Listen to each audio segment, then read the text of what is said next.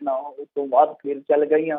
ਤਾਂ ਹੁਣ ਜਿਹੜੀ ਸੁਣਵਾਈ ਸ਼ੁਰੂ ਹੋਈ ਆ ਤਾਂ ਇਹਦੇ ਵਿੱਚ ਜੇ ਆਪਾਂ ਮੁੱਖ ਤੌਰ ਤੇ ਇਹਨਾਂ ਚੀਜ਼ਾਂ ਨੂੰ ਵੇਖੀਏ ਤਾਂ ਕੁੱਲ ਮਿਲਾ ਕੇ ਅੱਜ ਦਾ ਦਿਨ ਸੁਪਰੀਮ ਕੋਰਟ ਦੇ ਵਿੱਚ ਕਹਿ ਲਓ ਕਿ ਕਿਸਾਨਾਂ ਦੇ ਨਾਲ ਹੀ ਰਿਹਾ, ਕਿਉਂਕਿ ਸੁਪਰੀਮ ਕੋਰਟ ਨੇ ਉੱਥੇ ਜੋ ਸੁਣਵਾਈ ਕੀਤੀ ਉਹਦੇ ਵਿੱਚ ਸਾਫ਼ ਤੌਰ ਤੇ ਕਿਸਾਨਾਂ ਦਾ ਹੀ ਪੱਖ ਪੂਰਿਆ ਨਜ਼ਰ ਆਉਂਦਾ। ਹਾਲਾਂਕਿ ਅੰਤਮ ਫੈਸਲਾ ਬਣਨਾ ਬਾਕੀ ਆ।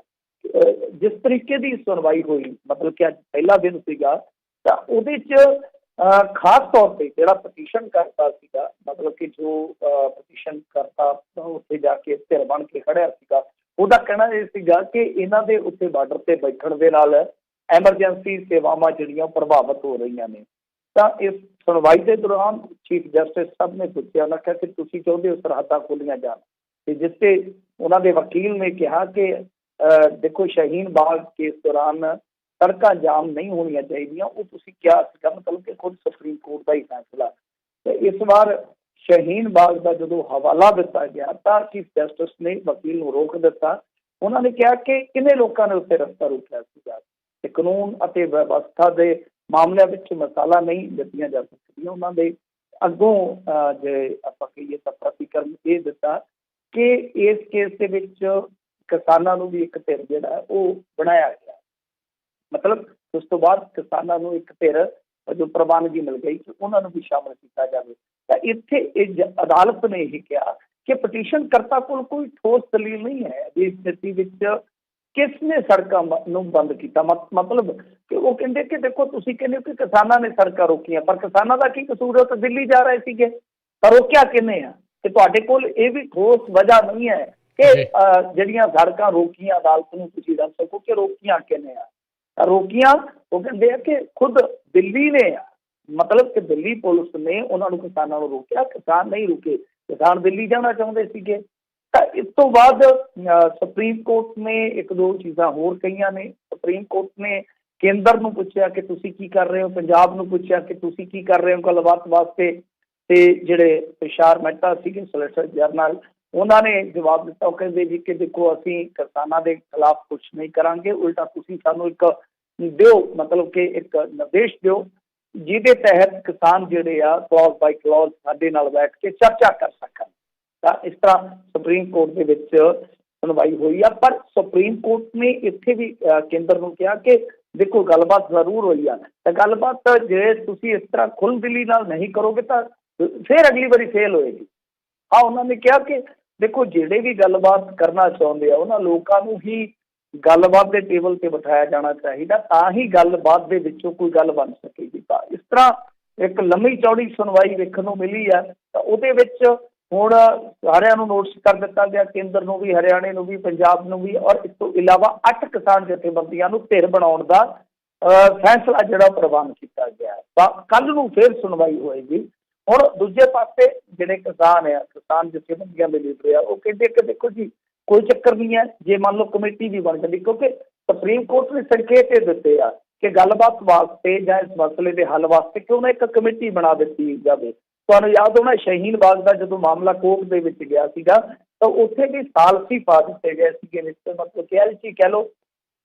ਉਹਨਾਂ ਦਾ ਕੰਮ ਇਹ ਸੀਗਾ ਕਿ ਉਹਨਾਂ ਨੇ ਜਾ ਕੇ ਜੋ ਬੈਠੇ ਸੀਗੇ ਪ੍ਰੋਟੈਸਟਰ ਉਹਨਾਂ ਦੇ ਨਾਲ ਗੱਲਬਾਤ ਕਰਨੀ ਸੀ, ਔਰ ਕਈ ਮੀਟਿੰਗਾਂ ਹੋਈਆਂ ਸੀ ਉਸ ਦੌਰ ਦੇ ਵਿੱਚ, ਪਰ ਨਤੀਜਾ ਕੁਛ ਨਹੀਂ ਸੀ ਨਿਕਲਿਆ। ਤਾਂ ਉਸ ਤਰੀਕੇ ਦੀ ਕੋਈ ਕਵਾਇਦ ਜਿਹੜੀ ਆ ਉਹ ਸੁਪਰੀਮ ਕੋਰਟ 'ਚ ਇਸ ਮਾਮਲੇ ਅੰਦਰ ਵੀ ਦੇਖੀ ਜਾ ਸਕਦੀ ਆ।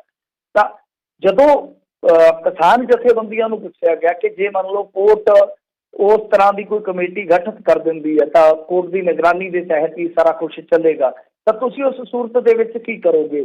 ਤਾਂ ਉਹ ਕਹਿੰਦੇ ਕਿ ਦੇਖੋ ਕੋਈ ਗੱਲ ਨਹੀਂ ਹੈ, ਜੇ ਕਮੇਟੀ ਬਣਦੀ ਆ ਤਾਂ ਅਸੀਂ ਉਸ ਚੀਜ਼ ਤੋਂ ਭੱਜਦੇ ਨਹੀਂ ਹੈ, ਪਰ ਗੱਲ ਇਹ ਆ ਕਿ ਸਾਡਾ ਅੰਦੋਲਨ ਜਿਹੜਾ ਉਹ ਬਾਦਸਤੂਰ ਜਾਰੀ ਰਹੇਗਾ, ਉਹ ਨਿਰੰਤਰ ਅੱਗੇ ਵਧੇਗਾ, ਅਸੀਂ ਉਸ ਅੰਦੋਲਨ ਨੂੰ ਨਹੀਂ ਛੱਡਾਂਗੇ।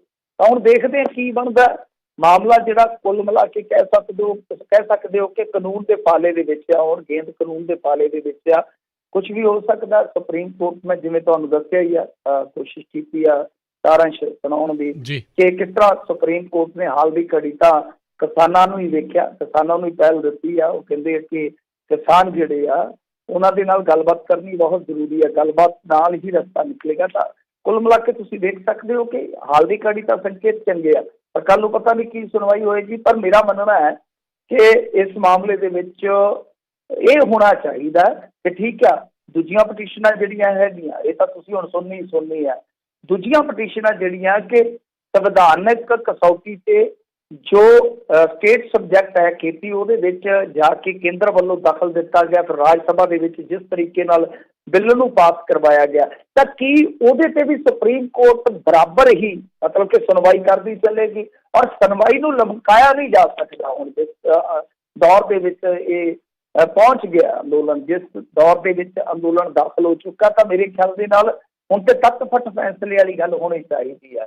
ਜੇਕਰ ਸੁਪਰੀਮ ਕੋਰਟ ਕੋਈ ਮਸਲੇ ਦਾ ਹੱਲ ਕਰ ਦੇਵੇ ਤਾਂ ਬਹੁਤ ਵਧੀਆ ਗੱਲ ਹੋਏਗੀ। ਖੈਰ ਕੁਝ ਹੋਰ ਗੱਲਾਂ ਬਾਤਾਂ ਨਾਲ ਜੁੜੀਆਂ ਮੈਂ ਤੁਹਾਨੂੰ ਦੱਸ ਦਿੰਦਾ। ਤੇ ਇਹ ਆ ਕਿ ਜੀਓ ਦੀਆਂ ਸਿਮਾਂ ਜਿਹੜੀਆਂ ਉਹ ਸਾੜੀਆਂ ਗਈਆਂ, ਮੋਦੀ ਸਰਕਾਰ ਖਿਲਾਫ ਪ੍ਰਦਰਸ਼ਨ ਕੀਤਾ ਗਿਆ ਸਿੰਘੂ ਬਾਰਡਰ ਤੇ। ਇਸ ਤੋਂ ਇਲਾਵਾ ਕਿਸਾਨਾਂ ਨੇ ਅੱਜ ਸਵੇਰੇ ਪ੍ਰਪੋਜ਼ਲ ਜਿਹੜਾ ਆਇਆ ਸੀਗਾ, ਤੁਹਾਨੂੰ ਯਾਦ ਹੋਣਾ ਪਿਛਲੀ ਗੱਲਬਾਤ ਦੇ ਦੌਰਾਨ ਪ੍ਰਪੋਜ਼ਲ ਘੱਲਿਆ ਗਿਆ ਸੀਗਾ, ਤਾਂ ਉਹ ਪ੍ਰਪੋਜ਼ਲ ਇਹਨਾਂ ਨੇ ਲਿਖਤੀ ਤੌਰ ਤੇ ਵੀ ਠੁਕਰਾ ਦਿੱਤਾ ਕਿਸਾਨ ਜਥੇਬੰਦੀਆਂ ਨੇ। ਨਾਲ ਕਿਹਾ ਕਿ ਕਿਸਾਨਾਂ ਨੂੰ ਬਦਨਾਮ ਕਰਨ ਦਾ ਕੰਮ ਜਿਹੜਾ ਉਹ ਬੰਦ ਕਰੋ। ਇਸੇ ਤਰ੍ਹਾਂ ਕਿਸਾਨਾਂ ਦੀ ਹਮਾਇਤ ਤੇ ਸਿੰਘੂ ਬਾਰਡਰ ਤੇ ਸਾਬਕਾ ਫੌਜੀ ਵੀ ਪਹੁੰਚੇ ਆ। ਇਸ ਤੋਂ ਇਲਾਵਾ DIG ਜ਼ਿਲ੍ਹਾ ਜਿਨ੍ਹਾਂ ਨੇ ਅਸਤੀਫਾ ਦਿੱਤਾ ਸੀਗਾ ਕੁਝ ਦਿਨ ਪਹਿਲਾਂ, ਲਖਵਿੰਦਰ ਜਾਖੜ, ਉਹ ਵੀ ਉੱਥੇ ਪਹੁੰਚੇ ਆ।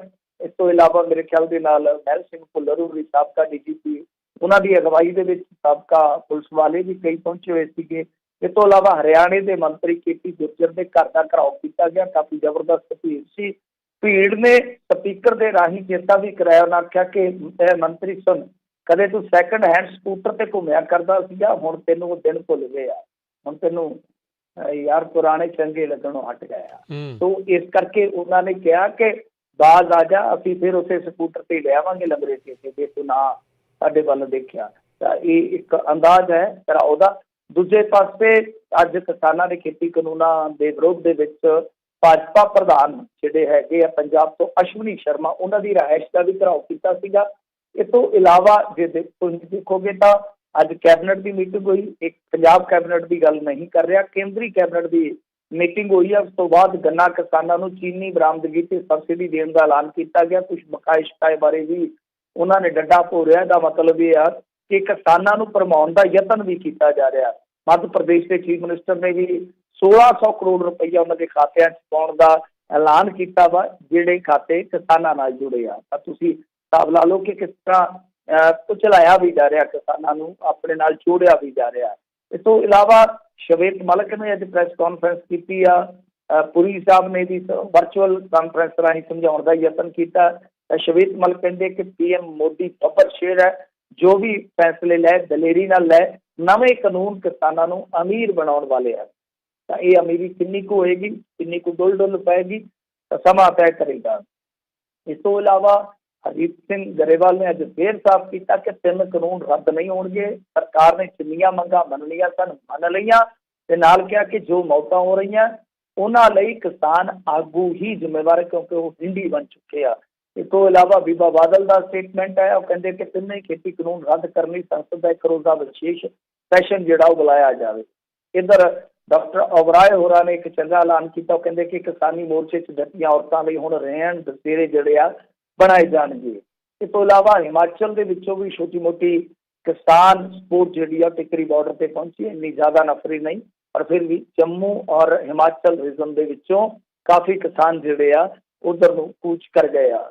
ਇਸ ਤੋਂ ਇਲਾਵਾ ਕੁਝ ਨੌਜਵਾਨਾਂ ਨੇ ਭੁੱਖ ਹੜਤਾਲ ਵੀ ਕੀਤੀ ਆ। ਉਹ ਕਹਿੰਦੇ ਆ ਕਿ ਮਰ ਜਾਵਾਂਗੇ, ਜ਼ਮੀਨਾਂ ਨਹੀਂ ਖੋਣ ਦਿੰਦੇ। ਸੋ ਇਹ ਸਾਰਾ ਘਟਨਾਕ੍ਰਮ ਅੱਜ ਦਾ ਰਿਹਾ। ਸਾਰੀਆਂ ਸਰਗਰਮੀਆਂ ਜਿਹੜੀਆਂ ਉਹ ਵੈਸੇ ਤੁਹਾਨੂੰ ਪਤਾ ਹੀ ਅੱਜ ਕੱਲ੍ਹ ਮੀਡੀਆ ਦੇ ਵਿੱਚ ਜ਼ਿਆਦਾਤਰ ਇਹਨਾਂ ਸੰਘਰਸ਼ਾਂ ਦੇ ਨਾਲ, ਇਹਨਾਂ ਪ੍ਰੋਟੈਸਟਾਂ ਦੇ ਨਾਲ ਹੀ ਜੁੜੀਆਂ ਹੁੰਦੀਆਂ ਜੀ। ਜੀ ਜੀ ਅਗਲੀ ਮਿੰਟੂ ਜੀ ਗੱਲ ਕਰਦੇ ਜਾਈਏ।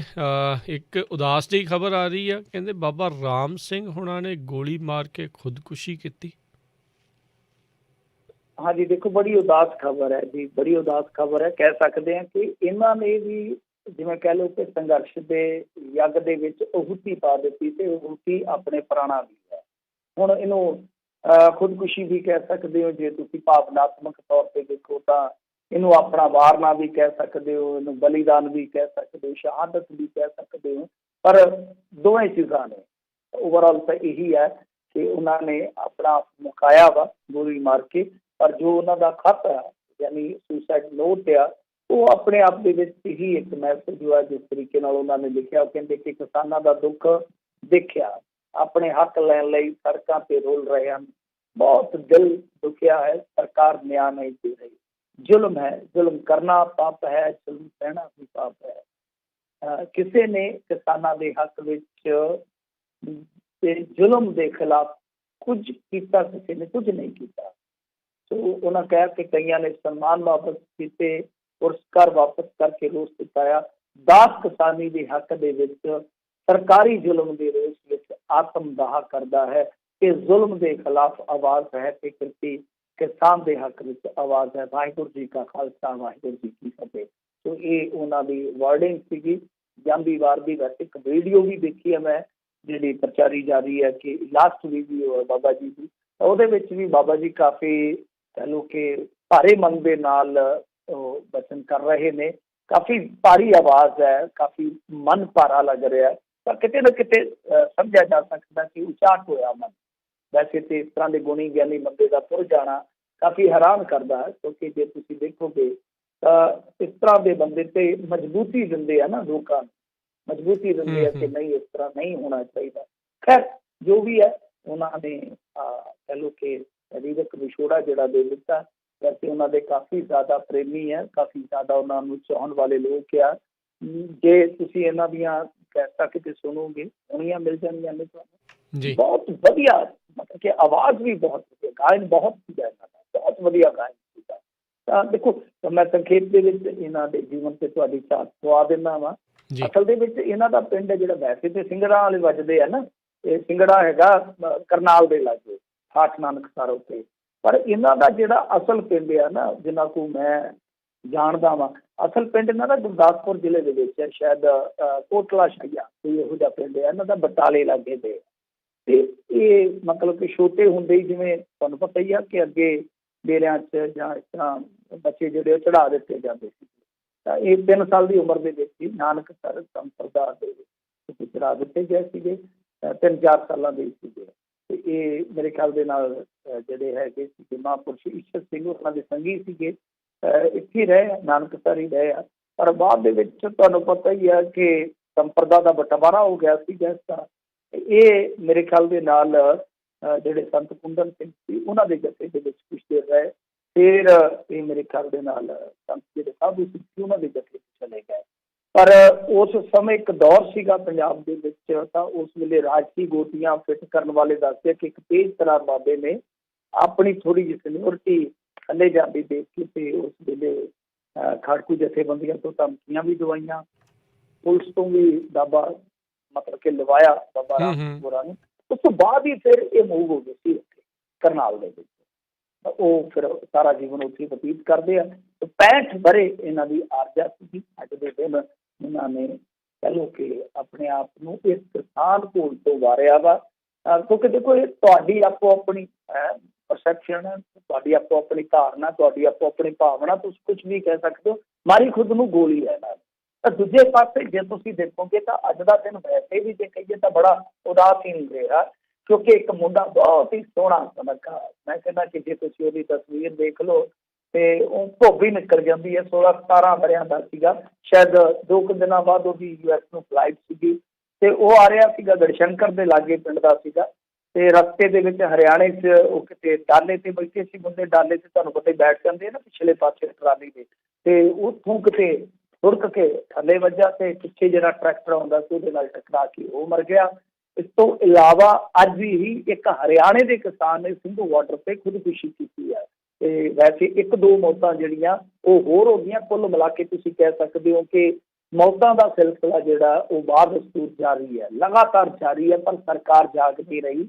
ਇੱਕ ਪਾਸੇ ਅੱਜ ਦੇਖੀਏ ਤਾਂ ਜਿਹੜੀਆਂ ਹੈਗੀਆਂ ਸੀਗੀਆਂ ਵਿਚਾਰੀਆਂ ਵਿਧਵਾਵਾਂ, ਜਿਨ੍ਹਾਂ ਦੇ ਪਤੀ ਖੁਦਕੁਸ਼ੀਆਂ ਕਰ ਗਏ ਕਰਜ਼ਿਆਂ ਕਰਕੇ, ਜਾਂ ਉਹ ਮਾਵਾਂ ਜਿਨ੍ਹਾਂ ਦੇ ਪੁੱਤ ਖੁਦਕੁਸ਼ੀਆਂ ਕਰਕੇ ਉਹ ਬੈਠੇ ਸਨ ਜਾ ਕੇ ਉੱਥੇ ਪੰਡਾਲ ਦੇ ਵਿੱਚ ਪੀੜਤ ਪਰਿਵਾਰ। ਤਾਂ ਦੂਸਰੇ ਪਾਸੇ ਦੇਖੋ ਕਿ ਕਿੰਨੇ ਟੱਬਰ ਅੱਜ ਇੱਧਰ ਆਪਣੇ ਜੀਆਂ ਤੋਂ ਆਰੀ ਹੋ ਗਏ। ਤਾਂ ਬਹੁਤ ਸਾਰੀਆਂ ਮੌਤਾਂ ਜਿਹੜੀਆਂ ਹੋ ਚੁੱਕੀਆਂ, ਅੰਦਾਜ਼ਨ ਮੇਰੇ ਖਿਆਲ ਦੇ ਨਾਲ 40 ਤੋਂ 50 ਮੌਤਾਂ ਜਿਹੜੀਆਂ ਉਹ ਇਸ ਭੁੱਲ ਦੇ ਵਿੱਚ ਹੋ ਗਈਆਂ। ਵੈਸੇ ਤਾਂ ਚਲੋ ਆਪਾਂ ਸਾਰਿਆਂ ਨੂੰ ਸਲਾਮ ਸਜਦਾ ਕਰਦੇ ਹਾਂ ਕਿ ਜਿਹੜੇ ਲੋਕ ਲੜ ਕੇ ਇਸ ਤਰ੍ਹਾਂ ਪ੍ਰਾਣ ਆਪਣੇ ਤਿਆਗ ਗਏ ਆ ਉਹ ਵਾਕਿਆ ਸਲੂਕ ਦੇ ਕਾਬਲ ਆ, ਪਰ ਜਿਹੜੇ ਪਿੱਛੇ ਰਹਿ ਗਏ ਆ ਉਹਨਾਂ ਵਾਸਤੇ ਦਰਦ ਅਤਹਿ ਆ, ਦਰਦ ਅਕਹਿ ਆ। ਜੀ ਜੀ ਬਿਲਕੁਲ। ਮਿੰਟੂ ਜੀ ਅਗਲੀ ਗੱਲ ਕਰਦੇ ਜਾਈਏ, ਕਹਿੰਦੇ ਅੰਦੋਲਨ ਦੇ ਵਿੱਚ SYL ਦਾ ਜਿੰਨ ਵੀ ਬੋਤਲੋਂ ਬਾਹਰ। ਨਹੀਂ ਦੇਖੋ, ਕਈ ਨਿਕਲ ਗਏ ਹੁਣ, ਇਹਨਾਂ ਨੇ ਸਾਰੇ ਹੀ ਕੱਢ ਲੈਣੇ ਆ ਜੀ, ਤੇ ਸਾਰੇ ਜਿੰਨ ਭੂਤ ਕਨੇਡੇ ਇਹ ਸਾਰੇ ਹੀ ਕੱਢ ਲੈਣੇ ਇਹਨਾਂ ਨੇ, ਕੋਈ ਨਹੀਂ ਛੱਡਣਾ। ਕਿਉਂਕਿ ਦੇਖੋ ਨਾ, ਗੱਲ ਇਹ ਹੁੰਦੀ ਆ ਕਿ ਜਿਹੜਾ ਇੰਡੀਆ ਦਾ ਪੋਲੀਟੀਕਲ ਸਿਸਟਮ ਹੈ ਨਾ, ਤੁਸੀਂ ਇਤਿਹਾਸ ਦੇਖ ਲਓ ਖੋਲ ਕੇ। ਜਦੋਂ ਗੁਜਰਾਤ ਦੇ ਵਿੱਚੋਂ ਨਿਕਲਿਆ ਨਾ ਵਿਦਿਆਰਥੀ ਅੰਦੋਲਨ, ਜਿਹਨੂੰ ਨਵ ਨਿਰਮਾਣ ਅੰਦੋਲਨ ਕਹਿੰਦੇ ਆ, ਤੇ ਉਸ ਤੋਂ ਬਾਅਦ 1 ਸਾਲ ਬਾਅਦ, ਸ਼ਾਇਦ 74-75 ਦੀਆਂ ਗੱਲਾਂ ਨੇ, 1 ਸਾਲ ਬਾਅਦ ਬਿਹਾਰ ਦੇ ਵਿੱਚੋਂ ਨਿਕਲਿਆ ਸੀ। ਉਸੇ ਤਰ੍ਹਾਂ ਦਾ ਸੇਮ ਐਜੂਕੇਸ਼ਨ ਸੀਗਾ ਉਹ। ਤੇ ਉਸ ਟਾਈਮ ਵੀ ਕਿਹਾ ਗਿਆ ਸੀਗਾ, ਕਿਉਂਕਿ ਉਦੋਂ ਪ੍ਰੋ ਰਸ਼ੀਆ ਸੀ ਇੰਡੀਆ, ਤੇ ਜ਼ਿਆਦਾਤਰ ਮੌਕਿਆਂ ਤੇ ਜਿਵੇਂ ਹੁਣ ਕਹਿ ਦਿੰਦੇ ਆ ਇਹ ISI ਦਾ ਏਜੰਟ ਆ, ਇਹ ਪਾਕਿਸਤਾਨ ਪੱਖੀ ਆ, ਉਸ ਟਾਈਮ CIA ਦਾ ਏਜੰਟ ਕਿਹਾ ਜਾਂਦਾ ਹੁੰਦਾ ਸੀਗਾ। ਤਾਂ ਉਦੋਂ ਵੀ ਅੰਦੋਲਨ ਨੂੰ ਇਸੇ ਤਰ੍ਹਾਂ ਬਦਨਾਮ ਕੀਤਾ ਗਿਆ, ਇੰਦਰਾ ਵਿਰੋਧੀ ਦੱਸਿਆ ਗਿਆ, ਇੰਡੀਆ ਵਿਰੋਧੀ ਦੱਸਿਆ ਗਿਆ, ਬਹੁਤ ਕੁਛ ਹੋਇਆ।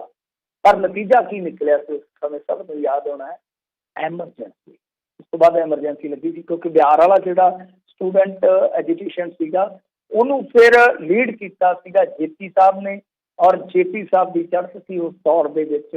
ਤਾਂ ਉਹ ਜਿਹੜਾ ਸਾਰਾ ਇੱਕ ਸਿਲਸਿਲਾ ਚੱਲਿਆ ਸੀ ਉਹ ਜਾ ਕੇ ਮੁੱਕਿਆ ਸੀਗਾ ਐਮਰਜੈਂਸੀ ਦੇ ਵਿੱਚ। ਤੁਹਾਨੂੰ ਯਾਦ ਹੋਣਾ 2015 'ਚ ਅਡਵਾਨੀ ਨੇ ਇੱਕ ਗੱਲ ਕੀਤੀ, ਸ਼ਾਇਦ ਤੁਹਾਨੂੰ ਯਾਦ ਹੋਵੇ, ਨਹੀਂ ਤਾਂ ਗੂਗਲ ਕਰੋ, ਹੁਣ ਇਹ ਤੁਹਾਨੂੰ ਬਿਆਨ ਮਿਲ ਜਾਣਾ। ਅਡਵਾਨੀ ਨੇ ਕਿਹਾ ਸੀਗਾ ਕਿ ਐਮਰਜੈਂਸੀ ਦੀ ਵਾਪਸੀ ਹੋ ਸਕਦੀ। ਉਦੋਂ ਮਾਰਗਦਰਸ਼ਨ ਮੰਡਲ 'ਚ ਨਵੇਂ ਗਏ ਸਨ। ਤਾਂ ਇਹ ਹੁਣ ਪਤਾ ਨਹੀਂ ਉਹਨਾਂ ਨੇ ਕਿਸ ਲਹਿਜੇ 'ਚ ਕਿਹਾ, ਕਿਹਨੂੰ ਲਾ ਕੇ ਕਿਹਾ, ਕਿਹਨੂੰ ਸੁਣਾ ਕੇ ਕਿਹਾ, ਪਰ ਗੱਲ ਉਹਨਾਂ ਨੇ ਜ਼ਰੂਰ ਕਹੀ ਸੀ। ਤਾਂ ਹਾਲਾਤ ਤੁਸੀਂ ਦੇਖ ਲਓ ਕਿ ਕਿਸ ਤਰ੍ਹਾਂ ਦੇ ਬਣ ਰਹੇ ਨੇ। ਤਾਂ ਐਜੂਕੇਸ਼ਨਾਂ ਨੂੰ ਵੱਖ-ਵੱਖ ਫਾਰਮੂਲਿਆਂ ਦੇ ਨਾਲ ਢਾਹ ਲਾਈ ਜਾਂਦੀ ਹੈ, ਜਿੱਦਾਂ ਹੁਣ ਵੀ ਹੈ ਕਿ ਦੇਸ਼ ਵਿਰੋਧੀ, ਫਲਾਂ, ਟੁਕੜੇ ਗੈਂਗ, ਜਾਂ ਕਹਿ ਲਓ ਅਲਟਰਾ ਨਕਸਲਾਈਟ, ਮਾਓਵਾਦੀ, ਖਾਲਿਸਤਾਨੀ, ਟੈਗ ਹੀ ਮੁੱਕ ਜਾਣੇ ਆ ਜਿਹਨਾਂ ਦੇ ਜੀ, ਉਂਗਲਾਂ ਦੇ ਪੋਟੇ ਹੀ ਮੁੱਕ ਜਾਣਗੇ ਮੇਰੇ ਖਿਆਲ ਦੇ ਨਾਲ।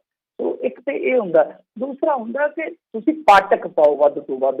ਜਿਵੇਂ ਹੁਣ ਮੈਂ ਵਾਰ-ਵਾਰ ਕਹਿੰਦਾ ਕਿ ਤੁਸੀਂ ਇਸ ਤਰ੍ਹਾਂ ਲੀਡਰਾਂ ਨੂੰ, ਜਦੋਂ ਕਈ ਵਾਰ ਉਹਨਾਂ ਤੋਂ ਹੋ ਜਾਂਦੀ ਹੈ ਕੋਈ ਗੁਸਤਾਖੀ, ਹਿਮਾਕਤ ਹੋ ਜਾਂਦੀ ਹੈ, ਤਾਂ ਜਿਵੇਂ ਤੁਸੀਂ ਪਿੱਛੇ ਪੈ ਜਾਂਦੇ ਹੋ ਸਾਰੇ। ਮੈਂ ਸਾਰਿਆਂ ਦੀ ਗੱਲ ਤੇ ਨਹੀਂ ਕਰਦਾ, ਪਰ ਕੁਛ ਲੋਕ ਸੋਸ਼ਲ ਮੀਡੀਆ ਤੇ, ਤਾਂ ਉਹ ਵੀ ਇੱਕ ਪਾਠਕ ਵਧਾਉਣ ਦੀ ਚਾਲ ਹੁੰਦੀ ਹੈ। ਉਹਨਾਂ ਦਾ IT ਸੈੱਲ ਵਿੱਚ ਹੀ ਆ ਜਾਂਦਾ, ਆਈਡੀਆਂ ਬਣੀਆਂ ਹੁੰਦੀਆਂ, ਫਲਾਣਾ ਸਿੰਘ, ਟਮਕਾਣਾ ਸਿੰਘ। ਉਹ ਇਉਂ ਹੀ ਲੱਗਦਾ ਕਿ ਸਾਡੇ ਲੋਕ ਹੀ ਵਿਰੋਧ ਕਰ ਰਹੇ ਆ, ਪਰ ਵਿਰੋਧ ਕਰਨ ਵਾਲੇ ਕੁਛ ਹੋਰ ਕਰ ਰਹੇ ਹੁੰਦੇ ਆ। ਸੋ ਇਹ ਸਾਰੇ ਫਾਰਮੂਲੇ ਜਿਹੜੇ ਇਸ ਸੰਘਰਸ਼ ਤੇ ਲਾਗੂ ਕੀਤੇ ਜਾ ਰਹੇ ਆ। ਤਾਂ ਪਾਠਕ ਪਾਉਣ ਵਾਸਤੇ ਕਿਸਾਨ ਜਥੇਬੰਦੀਆਂ ਭੁਗਤਾਈਆਂ ਜਾ ਰਹੀਆਂ ਨੇ। ਜਿਵੇਂ ਮੈਂ ਤੁਹਾਨੂੰ ਅੱਗੇ ਵੀ ਦੱਸਿਆ ਕਿ ਬਹੁਤ ਹੱਦ ਤੱਕ ਕਿਸਾਨਾਂ ਨੂੰ ਖੁਸ਼ ਕਰਨ ਦਾ ਵੀ ਯਤਨ ਕੀਤਾ ਜਾ ਰਿਹਾ, ਦਿਖਾਉਣ ਦਾ ਯਤਨ ਕੀਤਾ ਜਾ ਰਿਹਾ। ਦੇਖੋ ਕਿੱਡਾ ਇੱਕ ਤਰ੍ਹਾਂ ਨਾਲ ਕਹਿ ਲਓ ਕਿ ਪ੍ਰਪੰਚ ਰਚਿਆ ਜਾਂਦਾ ਹੈ। ਕੱਛ ਦੇ ਵਿੱਚ ਜਾ ਕੇ ਪ੍ਰਧਾਨ ਮੰਤਰੀ ਸਿੱਖ ਕਿਸਾਨ ਬੰਦਿਆਂ ਨੂੰ ਬਿਠਾ ਲੈਂਦੇ ਆ, ਨਾਲ ਬਿਠਾਉਂਦੇ ਆ ਨਾ, ਤੁਸੀਂ ਉਹ ਤਸਵੀਰ ਦੇਖੀ ਹੋਣੀ ਹੈ। ਹੁਣ ਉਹ ਕੀ ਕਹਿਣਾ ਚਾਹੁੰਦੇ ਕਿ ਅਸੀਂ ਦੇਖੋ ਜੀ ਸਿੱਖਾਂ ਦੇ ਕਿੰਨੇ ਖੈਰ ਖੁਆਹ, ਖਾਸ ਤੌਰ 'ਤੇ ਕਿਉਂਕਿ ਇਹ ਸਮਝਿਆ ਜਾਂਦਾ ਕਿ ਸਿੱਖ ਲੀਡ ਕਰ ਰਹੇ ਆ ਇਸ ਐਜੂਕੇਸ਼ਨ ਨੂੰ, ਪੰਜਾਬ ਲੀਡ ਕਰ ਰਿਹਾ। ਪਰ ਹਕੀਕਤ ਕੀ ਆ? ਹਕੀਕਤ ਕਿੰਨੇ ਕੁ ਲੋਕਾਂ ਨੂੰ ਪਤਾ ਹੋਏਗਾ ਕਿ ਇਹ ਕਿਸਾਨ ਉਹੀ ਕਿਸਾਨ ਆ ਜਿਨ੍ਹਾਂ ਦਾ ਲੈਂਡ ਰਿਕਾਰਡ ਤੱਕ ਇਹਨਾਂ ਨੇ ਜ਼ਬਤ ਕਰ ਰੱਖਿਆ ਪਿਛਲੇ 10 ਸਾਲ ਤੋਂ। ਤੇ ਉਹੀ ਲੋਕ ਆ ਜਿਹੜੇ ਉੱਥੇ 65-66 ਦੇ ਵਿੱਚ ਵਸੇ ਜਾ ਕੇ ਬਾਅਦ ਤੋਂ ਬਾਅਦ, ਔਰ ਜਿਨ੍ਹਾਂ ਦੇ ਕੋਲ ਕਹਿ ਲਈਏ ਕਿ ਸੱਚੀ ਸੁੱਚੀ ਕਿਰਤ ਸੀਗੀ। ਤਾਂ ਇਹਨਾਂ ਨੇ ਉਹਨਾਂ ਤੋਂ ਜ਼ਮੀਨਾਂ ਖੋਹਣ ਦਾ ਯਤਨ ਕੀਤਾ। ਉਹ ਹਾਈ ਕੋਰਟ 'ਚ ਗਏ, ਚਲੇ ਹਾਈ ਕੋਰਟ ਨੇ ਕੇਸ ਉਹਨਾਂ ਦੇ ਹੱਕ 'ਚ ਕਰਤਾ, ਇਹ ਸੁਪਰੀਮ ਕੋਰਟ ਚਲੇ ਗਏ ਉਹਦੇ ਬਾਅਦ। ਤਾਂ ਅੱਜ ਇਹ ਉਹਨਾਂ ਦੇ ਖੈਰ ਖਵਾ ਬਣ ਰਿਹਾ। ਸੋ ਹਕੀਕਤਾਂ ਜਿਹੜੀਆਂ ਉਹਨਾਂ ਤੋਂ ਕਈ ਲੋਕ ਵਾਕਫ ਨਹੀਂ ਹੁੰਦੇ। ਸੋ ਇਸ ਵੇਲੇ ਸਾਰਾ ਕੁਛ ਕੀਤਾ ਜਾ ਰਿਹਾ। ਤਾਂ ਇਹ ਤਾਂ ਹੋ ਗਿਆ ਨਾ ਇੱਕ ਪਾਸੇ ਦਾ ਗੇਮ, ਕਿ ਗੱਲਬਾਤ ਵੀ ਵਿਖਾਈ ਜਾ ਰਹੀ ਹੈ ਕਿ ਅਸੀਂ ਗੱਲਬਾਤ ਕਰ ਰਹੇ ਹਾਂ, ਦੂਸਰੇ ਪਾਸੇ ਅੰਦੋਲਨ ਨੂੰ ਵੱਖ-ਵੱਖ ਤਰੀਕਿਆਂ ਨਾਲ ਸਰਪੀਟੋ ਕਰਨ ਦਾ ਯਤਨ ਕੀਤਾ ਜਾਂਦਾ। ਪਰ ਇੱਕ ਚੀਜ਼ ਹੋਰ ਵੀ ਹੁੰਦੀ ਹੈ, ਉਹ ਹੁੰਦੀ ਹੈ ਕਿ ਤੁਸੀਂ ਜਿਹੜੇ ਲੋਕ ਮਤਲਬ ਕਿ ਘੋਲ ਦੇ ਵਿੱਚ ਸ਼ਾਮਲ ਆ, ਉਹਨਾਂ ਦੇ ਵਿੱਚ ਵੀ ਦਫੇੜ ਪਾਉਣ ਦਾ ਯਤਨ ਕਰੋ। ਤਾਂ SYL ਦਾ ਮੁੱਦਾ ਉਸੇ ਚੀਜ਼ ਦਾ ਹਿੱਸਾ ਹੈ। ਤੁਸੀਂ ਯਾਦ ਕਰੋ ਪਰਸੋਂ ਚੌਥ ਦੁਸ਼ਯੰਤ ਚੌਟਾਲਾ ਦਿੱਲੀ ਜਾਂਦਾ, ਰਾਜਨਾਥ ਸਿੰਘ ਨੂੰ ਮਿਲਦਾ ਜਾਂ ਹੋਰ ਵੱਡੇ ਭਾਜਪਾ ਦੇ ਆਗੂਆਂ ਨੂੰ ਮਿਲਦਾ, ਨਾਲ ਦੀ ਨਾਲ ਕੀ ਹੁੰਦਾ ਕਿ SYL ਦਾ ਚਿੰਨ੍ਹ, ਜਿਵੇਂ ਤੁਸੀਂ ਕਿਹਾ, ਬੋਤਲੋਂ ਬਾਹਰ ਆ ਜਾਂਦਾ। ਤਾਂ ਇਹਦਾ ਮਤਲਬ ਇਹ ਆ ਕਿ ਸਾਰਾ ਕੁਝ ਗਿਣ ਮਿਥ ਕੇ ਕੀਤਾ ਜਾ ਰਿਹਾ। ਪਰ ਇਸ ਵਾਰੀ ਥੋੜ੍ਹੀਆਂ ਜਿਹੀਆਂ ਪਰਿਸਥਿਤੀਆਂ ਉਲਟ ਨੇ। ਉੱਥੇ ਜਿਹੜੇ ਸਾਥੀ ਗਏ ਆ, ਸਾਥੀ ਬੈਠੇ, ਉਹ ਕਹਿੰਦੇ ਹਰਿਆਣੇ ਪੰਜਾਬੀ ਵਾਲੇ ਬੈਠੇ ਹੋਣ ਤੇ ਉਹ ਕਹਿੰਦੇ ਆ ਕੋਈ ਗੱਲ ਨਹੀਂ ਹੈ, ਕੋਈ ਚੱਕਰ ਹੀ ਨਹੀਂ ਹੈਗਾ, ਪਾਣੀ ਪੂਣੀ ਹੁਣ ਪਿੱਛੇ ਰਹਿ ਗਿਆ, ਹੁਣ ਤੇ ਅਸੀਂ ਭਰਾ ਆ ਤੇ ਇੱਕ ਦੂਜੇ ਵਾਸਤੇ ਦੁੱਧ ਦੀ ਨਹਿਰ ਵੀ ਵਹਾ ਦਿਆ, ਪਾਣੀ ਪੂਣੀ ਪਿੱਛੇ ਰਹਿ ਗਿਆ। ਸੋ ਇਸ ਵੇਲੇ ਜੱਫੀਆਂ ਬਹੁਤ ਟੀਡੀਆਂ ਪੈ ਚੁੱਕੀਆਂ। ਹਾਂ, ਕੋਸ਼ਿਸ਼ਾਂ ਜਿਹੜੀਆਂ ਮੇਰੇ ਖਿਆਲ ਦੇ ਨਾਲ ਅੱਗੇ ਫਿਰ ਜਾਰੀ ਰਹਿਣਗੀਆਂ। SYL ਦਾ ਮੁੱਦਾ ਚਲੋ ਠੀਕ ਆ, ਘੁਮਾਇਆ ਗਿਆ, ਤੋਮਰ ਨੂੰ ਮਿਲੇ ਜਾ ਕੇ ਹਰਿਆਣੇ ਦੇ ਕੁਝ ਮੈਂਬਰ ਪਾਰਲੀਮੈਂਟ ਕਿ ਦੇਖੋ ਜੀ ਸਾਨੂੰ ਪਾਣੀ ਲੈ ਕੇ ਦਿਓ, ਇਹਨਾਂ ਤੋਂ ਸੁਪਰੀਮ ਕੋਰਟ ਨੇ ਫੈਸਲਾ ਸਾਡੇ ਹੱਕ 'ਚ ਕਰ ਰੱਖਿਆ। ਪਰ ਮੇਰੇ ਖਿਆਲ ਦੇ ਨਾਲ ਇਸ ਤੋਂ ਵੀ ਵੱਧ ਕੇ ਹੋਏਗਾ, ਕਿਉਂਕਿ ਉੱਥੇ ਪੰਜਾਬ ਦਾ ਯੂਥ ਤੇ ਹਰਿਆਣੇ ਦਾ ਯੂਥ, ਇਹ ਕਿਸਾਨ ਘੋਲ ਦੀ ਰੀੜ ਦੇ ਦੋ ਮਣਕੇ ਆ। ਤੇ ਇੱਕ ਮਣਕੇ ਨੂੰ ਕੱਢਣ ਦੇ ਵਾਸਤੇ ਹੋ ਸਕਦਾ ਹਰਿਆਣੇ ਦੇ ਵਿੱਚ ਕੱਲ੍ਹ ਨੂੰ ਕੋਈ ਭਰਤੀ ਸ਼ੁਰੂ ਕਰ ਦੇਣ, ਨੌਜਵਾਨਾਂ ਨੂੰ ਉੱਧਰ ਅਟਰੈਕਟ ਕਰਨ ਦਾ ਯਤਨ ਕਰਨ, ਜਾਂ ਕੋਈ ਹੋਰ ਐਸੀ ਗੇਮ ਜਿਹੜੀ ਉਹ ਖੇਡੀ ਜਾਏਗੀ। ਮਤਲਬ ਕਿ ਇਸ ਗੇਮ ਦੇ ਵਿੱਚ ਬਹੁਤ ਸਾਰੇ ਪੱਤੇ ਜਿਹੜੇ ਉਹ ਤੁਹਾਨੂੰ ਪੈਂਦੇ ਦੇਖਣ ਨੂੰ ਅੱਗੇ ਮਿਲਣਗੇ। ਜੀ ਜੀ। ਅਗਲੀ ਮਿੰਟੂ ਜੀ ਗੱਲ ਕਰਦੇ ਜਾਈਏ, ਕਹਿੰਦੇ PM ਕੇਅਰਸ ਫੰਡ ਬਾਰੇ ਨਵੇਂ ਆਏ ਦਸਤਾਵੇਜ਼ਾਂ ਨੇ ਹੈਰਾਨ ਕੀਤਾ। ਕਿ ਅਸਲ 'ਚ ਹੈਰਾਨ ਕੀਤਾ ਕਿ ਉਮੀਦ ਸੀ ਇਹੀ ਕੁਛ ਹੁੰਦਾ? ਨਹੀਂ, ਬਿਲਕੁਲ। ਇਹ ਤਾਂ ਦੇਖੋ ਸ਼ੰਕਾ ਸੰਸਾ ਤਾਂ ਹੁੰਦਾ, ਜਦੋਂ ਤੱਕ ਤੱਥ ਨਹੀਂ ਆਉਂਦੇ ਤੁਸੀਂ ਉਦੋਂ ਤੱਕ ਡਾਇਰੈਕਟਲੀ ਗੱਲ ਨਹੀਂ ਕਹਿ ਸਕਦੇ। ਕੁਛ ਲੋਕ ਕਹਿ ਵੀ ਦਿੰਦੇ ਨੇ, ਪਰ ਮੇਰੇ ਖਿਆਲ ਦੇ ਨਾਲ ਇੰਤਜ਼ਾਰ ਕਰਨਾ ਚਾਹੀਦਾ ਜਦੋਂ ਤੱਕ ਚੀਜ਼ਾਂ ਪੁਸ਼ਟ ਨਾ ਹੋਣ, ਜਦੋਂ ਤੱਕ ਤੱਥ ਜਿਹੜੇ ਪੂਰੇ ਜੋੜੇ ਨਾ ਜਾਣ, ਉਦੋਂ ਤੱਕ ਇਹਨਾਂ ਚੀਜ਼ਾਂ ਨੂੰ ਫਿਰ ਰਹਿਣ ਦੇਣਾ ਚਾਹੀਦਾ ਵਕਤ ਤੇ ਕਿ ਕੋਈ ਗੱਲ ਨਹੀਂ। ਕਿਹਾ ਨਾ ਕਿਸੇ ਨੇ ਕਿ वक्त जानता है हर चेहरे को बेनकाब करना, बख्शे हम भी ना गए बख्शे तुम भी ना जाओ। ये वक्त है ਜਿਹੜਾ ਹਰ ਚਿਹਰੇ ਨੂੰ ਬੇਨਕਾਬ ਕਰ ਦਿੰਦਾ ਕਦੇ ਨਾ ਕਦੇ। ਖੈਰ ਹੋਇਆ ਕੀ ਆ ਕਿ ਕੁਝ ਦਸਤਾਵੇਜ਼ ਜਿਹੜੇ ਆ ਉਹ ਐਕਟਿਵਿਸਟ ਅੰਜਲੀ ਭਾਰਦਵਾਜ ਨੇ RTI ਦੇ ਰਾਹੀਂ ਜੁਟਾਏ ਆ, ਜੋ NDTV ਤੇ ਇਸ ਟਾਈਮ ਜਿਹੜੀ ਆ ਉਹ ਸਟੋਰੀ ਸਾਰੀ ਦੀ ਸਾਰੀ ਪਈ ਆ, ਕਿਉਂਕਿ ਕੁਝ ਲੋਕ ਸੋਰਸ ਬਾਰੇ ਜ਼ਰੂਰ ਜਾਣਨਾ ਚਾਹੁੰਦੇ ਨੇ ਕਿ ਸੋਰਸ ਕੀ ਹੈ ਤੁਹਾਡੀ ਖਬਰ ਦਾ। ਤਾਂ ਉਹ ਦਸਤਾਵੇਜ਼ ਜਾਂ ਉਹ ਸਾਰੀ ਸਟੋਰੀ ਜਿਹੜੀ NDTV ਦੀ ਵੈਬਸਾਈਟ 'ਤੇ ਪਈ ਹੈ, ਤੁਸੀਂ ਉੱਥੇ ਜਾ ਕੇ ਪੜ੍ਹ ਸਕਦੇ ਹੋ। ਖੈਰ ਉਹਦੇ ਵਿੱਚ ਕੀ ਹੋਇਆ, ਵੈਸੇ ਆਪਾਂ PM ਕੇਅਰਸ ਫੰਡ 'ਤੇ ਬਹੁਤ ਵਾਰੀ ਪ੍ਰੋਗਰਾਮ ਕਰ ਚੁੱਕੇ ਹਾਂ, ਤਾਂ ਬਹੁਤ ਵਾਰੀ ਸਵਾਲ ਚੁੱਕੇ ਗਏ ਆ ਜੀ, ਤਾਂ ਉਹੀ ਨੇ। ਪਰ ਉਹਨਾਂ ਸਵਾਲਾਂ ਦਾ ਇਹਨਾਂ ਦਸਤਾਵੇਜ਼ਾਂ ਰਾਹੀਂ ਜਵਾਬ ਮਿਲ ਗਿਆ। ਉਹ ਕਹਿੰਦੇ ਆ ਕਿ ਦੇਖੋ ਅਸਲ ਦੇ ਵਿੱਚ ਕੀ ਆ ਕਿ ਇਹਨਾਂ ਦਸਤਾਵੇਜ਼ਾਂ ਤੋਂ ਜੋ ਪਤਾ ਲੱਗਾ ਕਿ ਕਾਰਪੋਰੇਟ ਮਾਮਲਿਆਂ ਦੇ ਮੰਤਰਾਲੇ ਨੇ 28 ਮਾਰਚ ਨੂੰ ਆਫਿਸ ਮੈਮੋਰੰਡਮ ਜਾਰੀ ਕਰਕੇ ਇਹਦੇ ਵਿੱਚ ਕੁਝ ਮਤਲਬ ਕਿ ਗੱਲਾਂ ਕੀਆਂ ਸੀ। ਇਹਨੂੰ ਕਹਿ ਲਓ ਕਿ ਜੇ ਆਪਾਂ ਮੁਖਤਸਰ ਅਰਜ਼ ਕਰ ਦਈਏ ਕਿ ਕੇਂਦਰ ਸਰਕਾਰ ਵੱਲੋਂ ਸਥਾਪਿਤ ਫੰਡ ਹੈ, ਮਤਲਬ ਕਿ ਉਹਦੇ ਰੂਪ ਦੇ ਵਿੱਚ ਪਰਿਭਾਸ਼ਿਤ ਕੀਤਾ 28 ਨੂੰ। ਤਾਂ ਇਹ ਤੁਸੀਂ ਆਪ ਹੀ ਅੰਦਾਜ਼ਾ ਲਾ ਲਓ ਕਿ 28 ਨੂੰ ਕਹਿੰਦੇ ਆ, ਪਰ ਇਸ ਟਰਸਟ ਦਾ ਜਿਹੜਾ ਰਜਿਸਟ੍ਰੇਸ਼ਨ ਹੋਇਆ 27 ਨੂੰ ਹੋਇਆ। ਤਾਂ ਉਹਦੇ 'ਚ ਇਹਨਾਂ ਨੇ ਕਿਹਾ ਸੀਗਾ ਕਿ ਇਹ ਮਤਲਬ ਕਿ ਪ੍ਰਾਈਵੇਟ ਜਿੱਦਾਂ ਟਰਸਟ ਹੈ। ਤਾਂ ਤੁਸੀਂ ਆਪ ਅੰਦਾਜ਼ਾ ਲਾ ਲਓ ਕਿ ਇਹਦੇ ਵਿੱਚ ਇੱਕ 28 ਤਰੀਕ ਨੂੰ ਕਹਿੰਦੇ ਕਿ ਕੇਂਦਰ ਸਰਕਾਰ ਵੱਲੋਂ ਇਹ ਸਥਾਪਿਤ ਫੰਡ ਹੈ, ਜਦਕਿ 27 ਨੂੰ ਇੱਕ ਦਿਨ ਪਹਿਲਾਂ, ਜਿਵੇਂ ਇਹਨਾਂ ਨੇ ਵੈਸੇ ਵੀ ਕਈ RTI ਦੇ ਜਵਾਬ ਰਾਹੀਂ ਦੱਸਿਆ, ਤਾਂ ਇਹਨਾਂ ਨੇ ਕਿਹਾ ਕਿ ਇਹ ਮਤਲਬ ਕਿ ਨਾਨ ਗਵਰਨਮੈਂਟ ਟਰਸਟ ਹੈ। ਪਰ ਜੇ ਨਾਨ ਗਵਰਨਮੈਂਟ ਟਰਸਟ ਸੀਗਾ ਤਾਂ ਉਹਦੇ ਵਿੱਚ ਜਿਹੜੇ ਪ੍ਰਧਾਨ ਸੇਵਕ ਜਾਂ ਹੋਰ ਮੰਤਰੀ ਵੱਡੇ ਸੀਗੇ ਉਹ ਕਿਵੇਂ ਵੜ ਗਏ ਆਪਣੇ ਆਪ ਦੇ ਵਿੱਚ ਬਹੁਤ ਵੱਡਾ ਸਵਾਲ ਰਹੇਗਾ।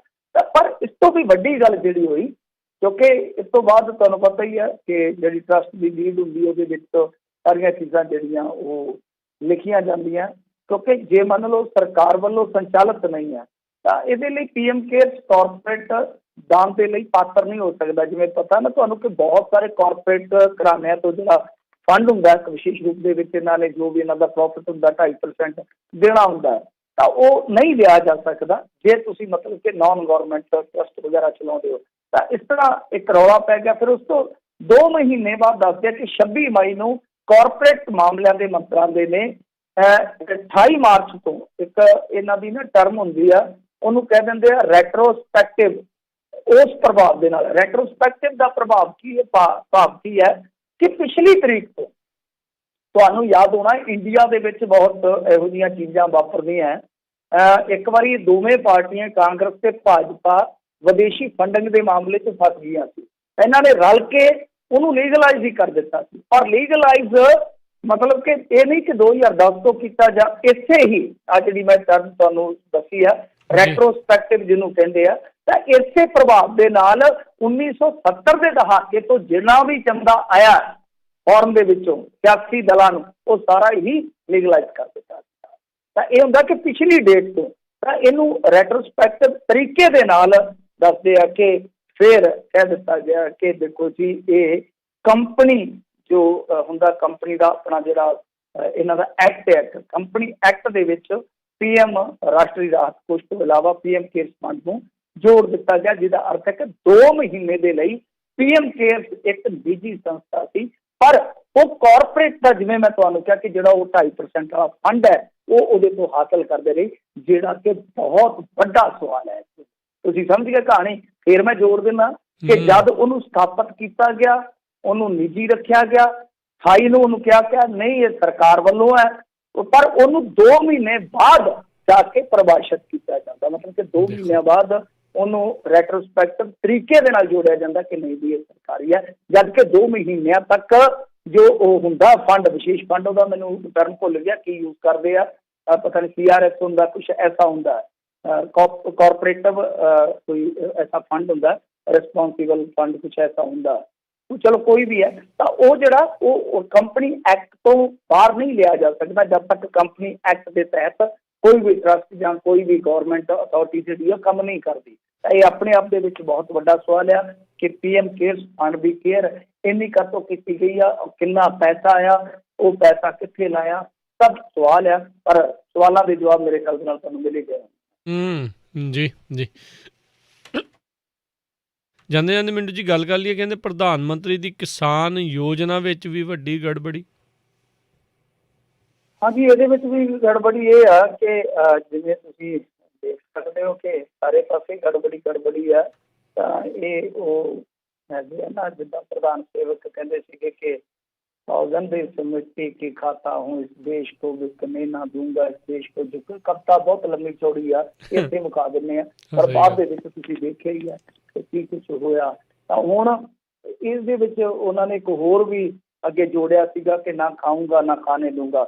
पर गल की आ कि देखो इत्थे ना PM किसान सन्मान निधि स्कीम चल रही है, ਜਿਹਦੇ ਵਿੱਚ 2-2 ਹਜ਼ਾਰ ਰੁਪਈਆ ਕਿਸਾਨਾਂ ਦੇ ਖਾਤਿਆਂ 'ਚ ਪਾਇਆ ਜਾਂਦਾ ਵਾ। ਤਾਂ ਕਮਾਲ ਦੀ ਗੱਲ ਆ ਕਿ ਜਿਹੜੇ ਸਾਬਕਾ UIDAI ਦੇ ਚੀਫ ਰਹੇ ਆ, ਉਹਨਾਂ ਦੇ ਖਾਤੇ 'ਚ 6000 ਰੁਪਈਆ ਪਾ ਦਿੱਤਾ ਗਿਆ। UIDAI ਮਤਲਬ ਉਹ ਜਿਹੜਾ ਆਧਾਰ ਕਾਰਡ ਵਗੈਰਾ ਜਿਨ੍ਹਾਂ ਦੇ ਸਭ ਕੁਛ, ਉਹਨਾਂ ਦੇ ਜਿਹੜੇ ਮੁਖੀ ਰਹੇ ਆ, 6000 ਰੁਪਈਆ ਉਹਨਾਂ ਨੂੰ ਪਾ ਦਿੱਤਾ। ਮਤਲਬ ਕਿ ਕਿਸਾਨਾਂ ਦਾ ਜ਼ਿਆਦਾ ਹੀ ਅੱਜ ਕੱਲ੍ਹ ਹੇਜ਼ ਆ ਗਿਆ ਨਾ। ਜਿਹੜਾ ਕੋਈ ਕਿਸਾਨ ਨਹੀਂ ਵੀ ਆ ਉਹਦੇ ਖਾਤੇ 'ਚ ਉਹ ਕਹਿੰਦਾ ਕਿ ਮੈਂ ਤਾਂ ਕਦੇ ਅਪਲਾਈ ਨਹੀਂ ਕੀਤਾ। ਯਾਰ ਕਮਾਲ ਦੀ ਗੱਲ ਹੈ, ਧੱਕਾ ਹੈ ਕੋਈ? ਤੁਸੀਂ ਧੱਕੇ ਨਾਲ ਹੀ ਕਿਸਾਨਾਂ ਦਾ ਭਲਾ ਕਰਨ ਨੂੰ ਸੋਚਦੇ ਹੋ। ਸੋ ਆਹ ਤਾਂ ਤਮਾਸ਼ਾ ਹੋ ਰਿਹਾ। ਵੈਸੇ ਗੱਲ ਆ ਜਿਹੜੀ ਮੇਰੇ ਖਿਆਲ ਦੇ ਨਾਲ ਸਤੰਬਰ ਦੀ ਹੈ, ਸਤੰਬਰ ਦੀ ਗੱਲ ਹੈ ਕਿ ਤਮਿਲਨਾਡੂ 'ਚ 5,95,000 ਖਾਤੇ ਇਸ ਤਰ੍ਹਾਂ ਦੇ ਤਲਾਸ਼ੇ ਗਏ ਸੀ ਤੇ 5,38,000 ਫਰਜ਼ੀ ਕਿਸਾਨ ਨਿਕਲਿਆ ਉਹਦੇ। ਨਾ ਖਾਊਂਗਾ ਨਾ ਖਾਣੇ ਦੂੰਗਾ। ਹੁਣ ਖਾ ਕੌਣ ਰਿਹਾ, ਖਵਾ ਕੌਣ ਰਿਹਾ, ਕੁਛ ਨਹੀਂ ਪਤਾ ਲੱਗ ਰਿਹਾ। ਹਰੇਕ ਜਦੋਂ ਇਹ ਕਿਸ਼ਤ ਦਿੰਦੇ ਆ ਕਿਸਾਨਾਂ ਨੂੰ, ਉਹਦੇ ਵਿੱਚ ਅੰਕੜੇ ਵੱਖੋ ਵੱਖਰੇ ਆ। ਤੁਸੀਂ ਇਹ ਗੂਗਲ ਤੇ ਬੜੇ ਈਜ਼ੀਲੀ ਸਰਚ ਕਰ ਸਕਦੇ ਹੋ ਕਿ ਪਹਿਲੀ ਕਿਸ਼ਤ ਕਿਸਾਨਾਂ ਨੂੰ ਕਿੰਨਿਆਂ ਨੂੰ ਦਿੱਤੀ ਗਈ, ਦੂਜੀ ਕਿੰਨਿਆਂ ਨੂੰ ਦਿੱਤੀ ਗਈ, ਯਾਨੀ 6ਵੀਂ ਕਿੰਨਿਆਂ ਨੂੰ ਦਿੱਤੀ ਗਈ। ਤੁਸੀਂ ਪਾਓਗੇ ਕਿ ਲੱਖਾਂ ਕਰੋੜਾਂ ਕਿਸਾਨ ਘਟਦੇ ਵੱਧਦੇ ਜਾਂਦੇ ਆ। ਉਹ ਕਿਉਂ? ਕਿਉਂਕਿ ਇਸੇ ਤਰ੍ਹਾਂ ਹੀ ਕੰਮ ਚੱਲਦਾ ਹੈ। ਤੇ ਵੈਸੇ ਤੇ ਹੋਰ ਵੀ ਬਹੁਤ ਸਾਰੇ ਲੋਕਾਂ ਦਾ ਭਲਾ ਕਰ ਚੁੱਕੇ ਆ। ਜਿੱਦਾਂ ਲਾ ਲਓ ਕਿ ਪ੍ਰਧਾਨ ਮੰਤਰੀ ਯੋਜਨਾ ਅਧੀਨ ਐਕਟਰ ਲਾਰਡ ਹਨੂਮਾਨ ISI ਜਸੂਸ ਮਹਿਬੂਬ ਅਖਤਰ ਤੇ ਰਿਤਿਸ਼ ਦੇਸ਼ਮੁਖ ਦੇ ਨਾਂ ਤੇ ਵੀ ਅਕਾਊਂਟ ਬਣਾਏ ਗਏ ਆ। ਮਤਲਬ ਉਹਨਾਂ ਦੇ ਖਾਤਿਆਂ ਦੇ ਵਿੱਚ ਵੀ ਪੈਸੇ ਜਿਹੜੇ ਆ ਭੇਜੇ ਗਏ ਆ। ਮਤਲਬ ਕਿ ਕੋਈ ਨਹੀਂ ਛੱਡਿਆ, ਕੋਈ ਹਨੂਮਾਨ ਦੇ ਨਾਮ ਤੇ, ਕੋਈ ISI ਜਸੂਸ ਮਹਿਬੂਬ ਅਖਤਰ ਦੇ ਨਾਂ ਤੇ, ਇੱਥੋਂ ਤੱਕ ਕਿ ਰਿਤਿਸ਼ ਦੇਸ਼ਮੁਖ ਨੂੰ ਵੀ ਕਿਸੇ ਨੇ ਗਰੀਬ ਕਿਸਾਨ ਬਣਾ ਦਿੱਤਾ ਕਿ ਲਓ ਜੀ ਅੱਲਾ ਕੇ ਨਾਮ ਤੇ ਇਹਨਾਂ ਨੂੰ ਵੀ ਕੁਛ ਨਾ ਕੁਛ ਦੇ ਦਿਓ। ਸੋ ਇਹ ਹਾਲ ਆ, ਇਹ ਆਲਮ ਹੈ ਇਸ ਵੇਲੇ। ਤਾਂ ਕੁੱਲ ਮਿਲਾ ਕੇ ਤੁਸੀਂ ਦੇਖ ਸਕਦੇ ਹੋ ਕਿ ਬੜੀ ਵੱਡੀ ਫਜ਼ੀਅਤ ਆ ਕਿ ਜਿਸ ਅਫਸਰ ਨੇ ਅੱਜ ਤੱਕ ਅਪਲਾਈ ਹੋਈ ਨਹੀਂ ਕੀਤਾ, ਰਜਿਸਟਰਡ ਹੀ ਨਹੀਂ ਕੀਤਾ ਖੁਦ ਨੂੰ, ਤੇ ਉਹਦੇ ਅਕਾਊਂਟ ਦੇ ਵਿੱਚ ਵੀ ਇਸ ਤਰ੍ਹਾਂ ਪੈਸਾ ਆ ਗਿਆ। ਤਾਂ ਇਹ ਧੱਕੇ ਦੇ ਨਾਲ ਹੀ ਕਹਿ ਲਈਏ ਕਿ ਕਿਸਾਨਾਂ ਦਾ ਭਲਾ ਕੀਤਾ ਜਾ ਰਿਹਾ, ਔਰ ਉਹਨਾਂ ਕਿਸਾਨਾਂ ਦਾ ਭਲਾ ਕੀਤਾ ਜਾ ਰਿਹਾ ਜੋ ਵਾਸਤਵ ਦੇ ਵਿੱਚ ਕਿਸਾਨ ਹੀ ਨਹੀਂ ਹੈਗੇ। ਮਤਲਬ ਕਿ ਉਹ ਤਾਂ ਫਿਰ ਨੁਕਸਾਨ ਹੀ ਹੋਏ ਨਾ, ਜਿਹੜੇ ਵਿਚਾਰੇ ਕਿਸਾਨ ਹੈ ਹੀ ਨਹੀਂ, ਉਹਨਾਂ ਨੂੰ ਧੱਕੇ ਨਾਲ ਹੀ ਪੈਸੇ ਦੇ ਰਹੇ ਹੋ ਤਾਂ ਨੁਕਸਾਨ ਹੀ ਹੋਏ, ਕਿਉਂਕਿ ਖਾਤਾ ਤਾਂ ਫਿਰ ਓਵਰਆਲ ਜਿਹੜਾ ਟੈਕਸ ਪੇਅਰ ਦਾ ਹੀ ਹੈ ਨਾ ਸਾਰਾ। ਜੀ ਜੀ ਜੀ ਤੇ ਮਿੰਟੂ ਜੀ ਬਹੁਤ ਬਹੁਤ ਤੁਹਾਡਾ ਧੰਨਵਾਦ ਕਰਦੇ ਹਾਂ, ਤੁਸੀਂ ਸਾਡੇ ਨਾਲ ਜੁੜੇ ਇਹਨਾਂ ਖਬਰਾਂ ਬਾਰੇ ਜਾਣਕਾਰੀ ਦਿੱਤੀਆਂ। ਅਗਲੀ ਵਾਰ ਤੱਕ ਲਈ ਮਿਹਰਬਾਨੀ, ਧੰਨਵਾਦ, ਸਤਿ ਸ਼੍ਰੀ ਅਕਾਲ ਜੀ। ਤੇ ਸਰੋਤਿਓ, ਇੱਥੇ ਹੀ ਸਾਡਾ ਅੱਜ ਦਾ ਪ੍ਰੋਗਰਾਮ ਸਮਾਪਤ ਹੈ। ਮਿਲਦੇ ਹਾਂ ਅਗਲੀ ਵਾਰ ਤੱਕ ਲਈ। ਮੇਰੇ ਵੱਲੋਂ ਵੀ ਸਭ ਨੂੰ ਸਤਿ ਸ਼੍ਰੀ ਅਕਾਲ। ਸੁਣਦੇ ਰਹੋ ਪੰਜਾਬੀ ਰੇਡੀਓ USA।